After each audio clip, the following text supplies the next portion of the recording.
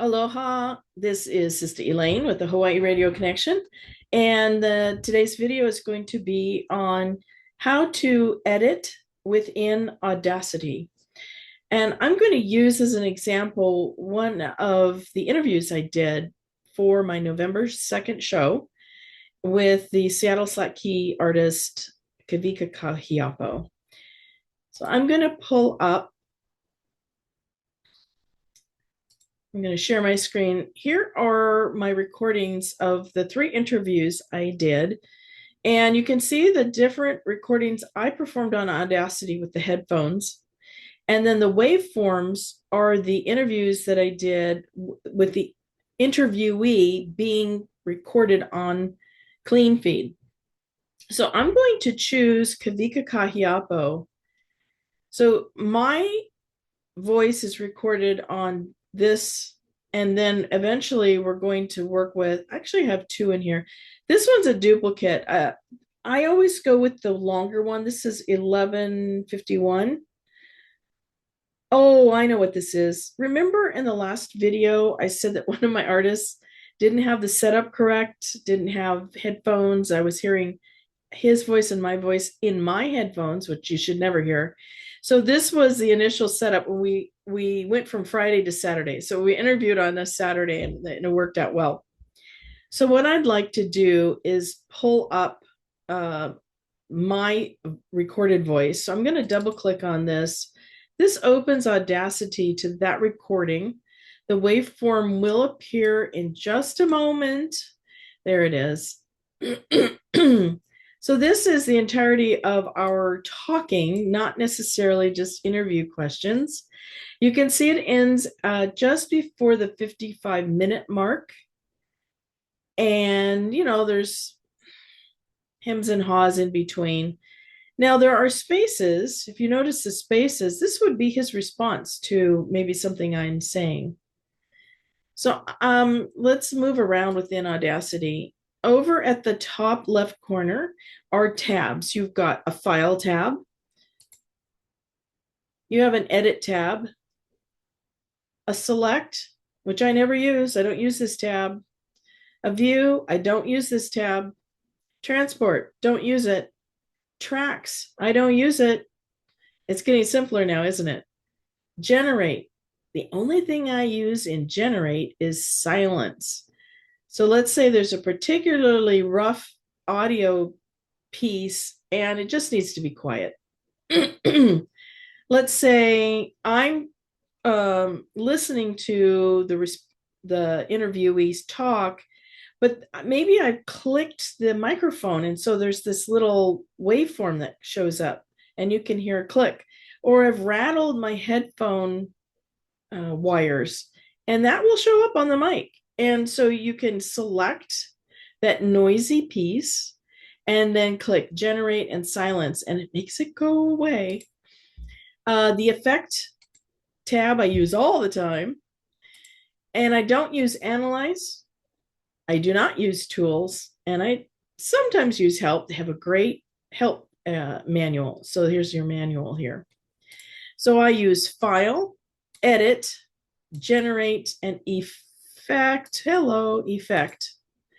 I only use 4 of the tabs at the top. Under file, I can open a brand new blank Audacity, which I'm not going to do. I have recent files here. So here's some recent files. Open from cloud. I don't use the cloud, so there's nothing to open for me. I use save the project and save project as. Again, I'm giving you an overview. We'll go into more detail later. I don't save to the cloud. I don't ever use close. Do not use close. There's a better way to close up Audacity. I do export audio. You saw that in the last video on how to create a waveform to export to your hard drive that you can then upload in Dropbox to send to the station. I don't use export other. I do use import because that's how I get the songs by clicking audio it then opens up my PC to my music files. And I can select the music file I want, and it will show up down here in its own track. I don't use share audio. Exit is the proper way to go out of your file and exit it cleanly. Otherwise, you can, and take it from me, you can really mess up your files in Audacity. Your audio recordings can go away or get corrupted very easily if you do not hit exit. So don't ever use close. I don't even know why that's an option. You would always save your project and then you would hit exit. And that's the proper way, the only way you should ever clean out your Audacity window. You do not want to use the X in the upper right corner because it can corrupt your Audacity files. And that's tragic. I could write a book on all the mistakes I've made. So I'm telling you how not to make a mistake. So right now you would save project and hit exit. That's the most important piece of information I could tell you on this video. Then within edit, I use audio clips. That's the only one I use in here. I use audio clips to either split apart a section, which I can manipulate, and then I can join those two pieces back together. These are the only two things I use in the audio clips, but I use it a lot. And then generate, I've already discussed to use the silence. And then effect. Effect is kind of cool. I use fade in and fade out a lot. Again, I'll go over those later. I use noise reduction. I use normalize. Every audio recording and every music file that you enter into Audacity must go through the normalize. The reason is you could blow out the radio station's computer by not having it normalized. I'm going to click on this, and you're going to you have to select. I am simply going to select. See how this waveform right here is kind of tall and spiky? That's going to be louder than the radio station's requirements. I'm going to play this piece, and I want you to watch this bar right here, this one with the speaker icon. I can even make it bigger. Here's 0. Well, it's actually minus, it's -0 and -3. -3 is our target. If you submit something that's between -3 and 0, you can blow out the computer at the radio station. The reason is that broadcasting signal must be -3 or quieter. So anything on this part of -3 is quieter than -3. So these are quieter, these are louder, and -3 is the maximum sound volume in a waveform that you can broadcast on air without killing the radio station. Gregory D'Elia will look at your submitted radio show files and make sure that you are normalized. And if not, he has the choice of emailing you or calling you, but most likely he just won't air the show, and then he'll tell you later. So don't get into that situation. So I'm going to play this clip here. And I want you to look at the -3 level and see if this is louder than -3. So here we go.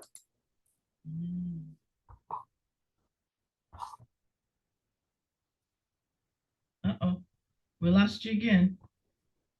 Uh-oh, hello, there we go. Okay, so your mic was motioning to you. Okay, so it did not get in, it didn't even get to -6. You can see the blue bar. It's a double blue bar because there's a left and a right channel, and it's between -9 and -6. So it's perfect. So I wouldn't have to normalize it.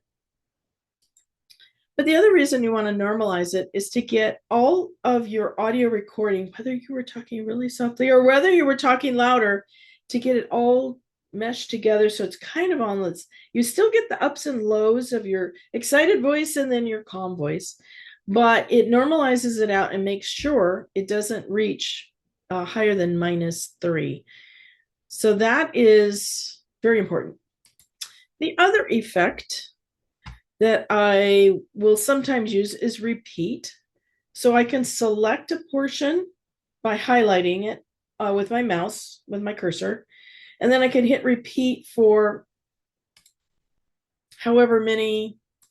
Oh, you can't perform this action because let's do that again. So I'm going to hit repeat. And then it allows you to type in how many repeats you'd like to add. And then you can click apply.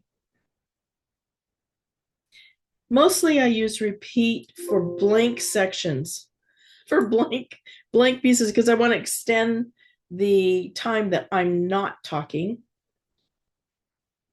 And I'll explain why later. Is there another effect? I used to use crossfade clips. That's when you have two songs that are next to each other, but there's an abrupt end or an abrupt beginning, and it's too startling to go from maybe it's a very gentle song to the next song, which is like an abrupt, like a in your face kind of thing. So you can crossfade the notes so that it meshes together in a very kind of cool way. But I don't use that anymore. But that's available to you if you'd like to use that.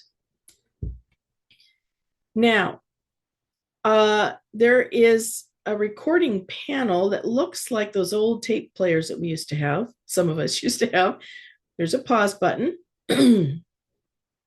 There's a play button. There's a stop button. There's a go to the beginning button, a go to the very end of the recording button, a record button, and then I don't use this. This is a looping. There's no reason to loop on a radio show.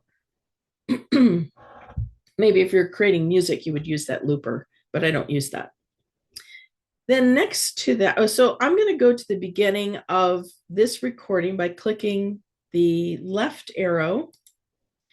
And if you notice, I've gone to the 0. So this is the very beginning of my audio recording.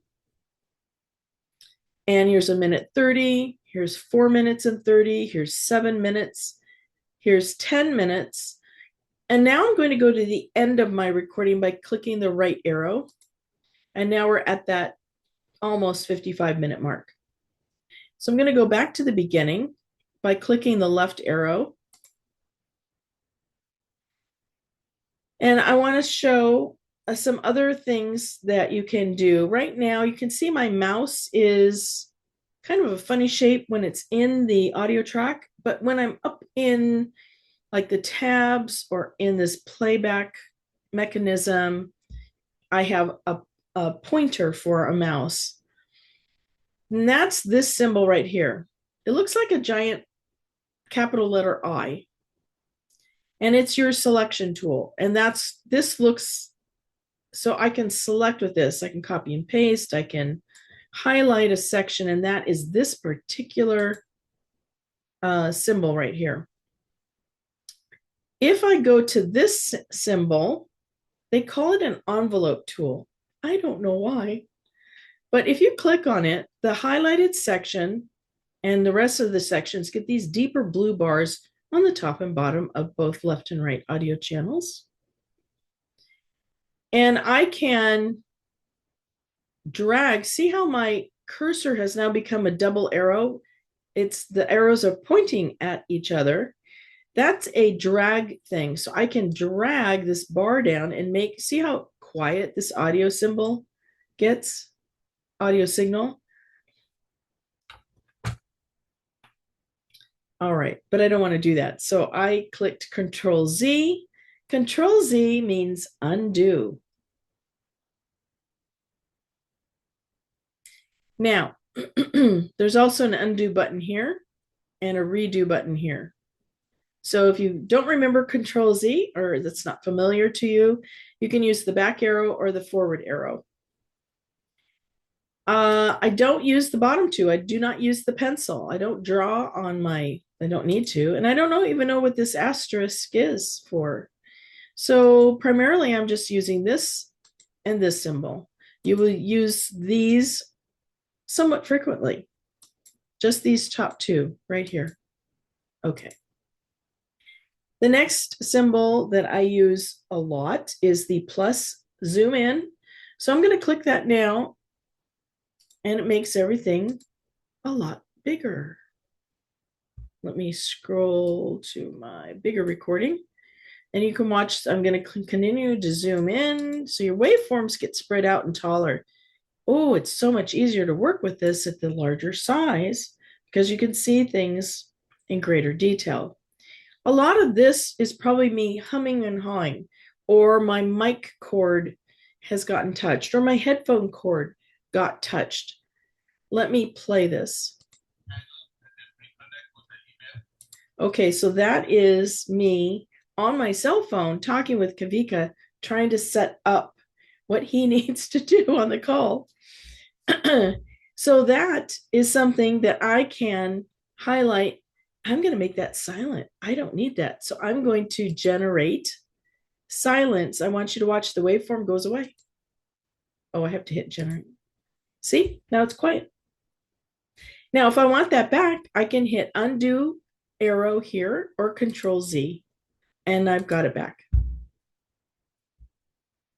So you have your zoom in and your zoom out. So now I'm going smaller, smaller, closer together. You can see how much easier it is to edit when you've zoomed in than when you're in a tiny waveform. I do not use any of these other symbols. I use zoom in and zoom out. And I don't use the undo, redo arrows. I use Control Z or Control Y. Control Z is undo and Control Y is redo. Audio setup, I believe I covered in another recording, but that's when you click on it, and I only care about my recording device. Now, my microphone is the wrong microphone, so I would choose, this is my microphone. So I want to make sure that that's set for recording. When I'm editing in here, it doesn't make a difference. But if I'm recording, I want my desktop microphone, the one I showed you in a previous video, to be the one selected for recording. I do not use share audio, and I do not use this microphone level. Don't care. All I use is this to make sure I'm not peaking out at above a -3. And if I zoom out, meaning the recording gets smaller, oh, look at this. This is good. See how spiky? These go all the way to the top. I'm going to play this. And you should hear this going, you should see this on my meter that is going to go up to probably 0. So here we go. Hey, I've got some audio. We we do. So it's just not quite hitting -3. Do you have a headset or earbuds in? So I'm getting the echo in my ears. And there's a lot of noise in the background. Okay, so even though I'm talking louder here, you can see how tall the spikes are. I'm still not, you can see where the blue is, it still hasn't hit -3. So that's perfect. That is what, if we're going back to the effects tab, and I scroll down to noise or normalize, and I have it set for, sorry, I keep forgetting.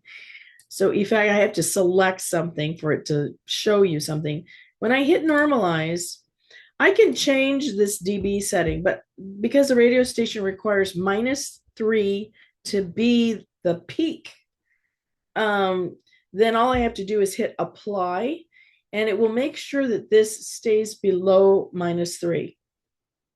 Now at this point, it wouldn't do anything because it's not -3, but I'm just showing you that -3 is something important to pay attention to.